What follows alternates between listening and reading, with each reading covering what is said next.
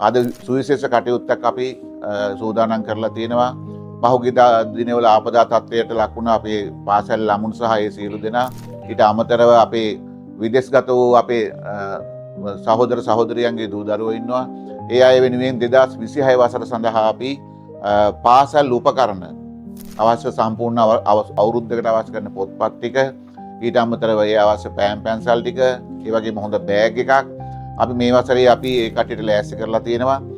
තවත් ප්‍රජා සත්කාරයක් විදිහට ඉදිරි අවුරුදු ඔක්කොම මේ විදිහට අපි තමයි වැඩ කටයුතු කරන්න බලාපොරොත්තු වෙලා තියෙන්නේ. මොකද සහයෝගයෙන් මේ ගමන යන්න ඕනේ, හැමෝටම උදව් අවශ්‍යයි. එහෙනම් අපි ඒ න්‍යායය අපි ජීවත් වෙනවා. ඒක නිසා සියලු දෙනාම මේ වසර හොඳින් තමුන්ගේ රාජකාරී ටික හොඳින් කරලා සියලු ප්‍රාර්ථනාවන් ඉෂ්ට කරගනී කියලා මම විශ්වාස කරනවා. එහෙනම් සියලු දෙනාටම සුබ අනාගතයක් කියලා ප්‍රාර්ථනා කරනවා. සුබ නවසරක් වේවා. මෙතනට ආවේ උදේ 9:00ට විතර. ඒ ටික වෙලාවට අපිට ගොඩක් සංග්‍රහ කරා.